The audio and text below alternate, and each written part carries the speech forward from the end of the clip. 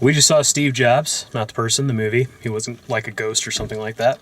And on this show, I take my friends, we go see a movie, review it in the car, and then we have a discussion. The review part is spoiler-free, so if you're on the fence looking for a recommendation, you can watch this video without getting spoiled on the movie. Or if you do want to see that version, check out the other video we do, Steve Jobs movie discussion with spoilers. So this is Aaron Sorkin's adaptation of the Isaacson book about Steve Jobs.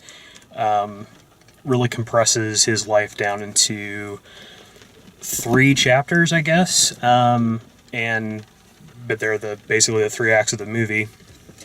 And if you haven't read the book or, there's things that you don't know about Steve Jobs or any of that sort of stuff, that side of it's pretty fascinating. The performances are really good. Michael Fassbender as Steve Jobs is amazing. Kate Winslet's very good in the movie.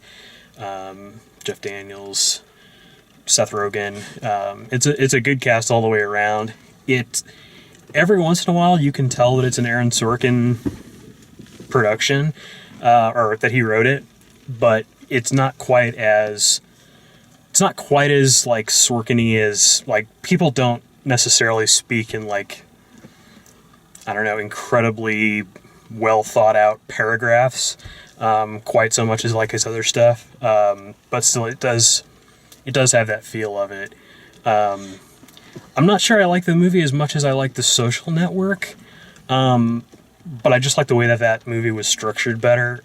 This makes sense for the subject matter because it basically builds all of the movie around his keynote addresses, which the movie never shows you, but it always uses them as this sort of ticking time bomb that all of his problems are happening all at once right before he's supposed to go on stage 3 times. And that's a pretty interesting way to tell the story and an interesting way to put the movie in there. So I enjoyed it. I would recommend it. It's a pretty good overall exploration of that story. The story of Steve Jobs and Apple and Next and all that stuff. So I enjoyed it. What'd you guys think? It was a really good movie.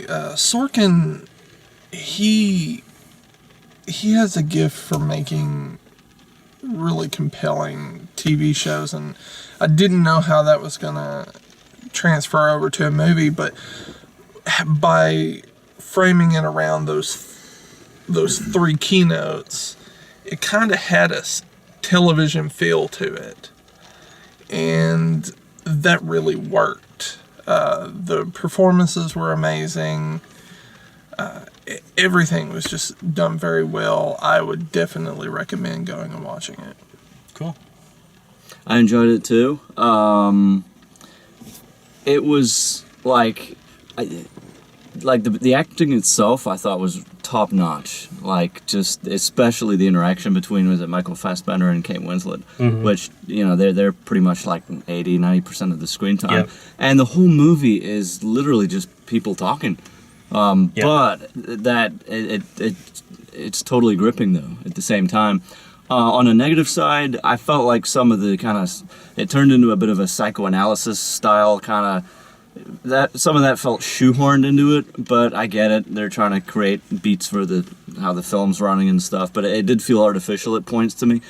But that's kind of nitpicking, because overall it was totally watchable and longer than I thought. But it was, if you had to go pee, it would be hard to pull yourself away from the screen, because it's just, you want to know what's coming, what's next, what the next thought is going to be, what the next consequence is going to be. So yeah, definitely a good film. I absolutely loved it. I thought the acting was brilliant. I was shocked at how much I loved Seth Rogen as Woz. I'm very pleased this was a different animal than other Steve Jobs movie interpretations. Pirates of Silicon Valley was a fantastic film, but for entirely different reasons. The other ones that have been recently created kind of didn't tell you anything interesting. This one had a story to it, and it wasn't necessarily, look at this guy who created the iPod. There's no wasted cinematography. Like, everything is very well framed, shot, and the set pieces don't move around much. You get some just little flashback scenes just so you can get some information. That's a good point. The That filmmaking doesn't get in the way. It's like Yeah. the characters talking is front and center always. Right, always. And if they had to show you like different time frames, they'd do a little flash, but they'd still keep you in the now, whenever the respective now was in the film. I think I'm wondering how much just Sorkin decided to take the base book and just go with what he wanted to interpret out of it versus what might have actually been there to not be interpreted in the first place. But overall, this is a compelling story, I feel. Okay. So yeah, it's a good book. It's a good book. It's a good movie too. Yeah, so we'd recommend it. If you like the way we do these, please like the video, subscribe, check out all the written video reviews at dalemaxfield.com, and thanks for watching.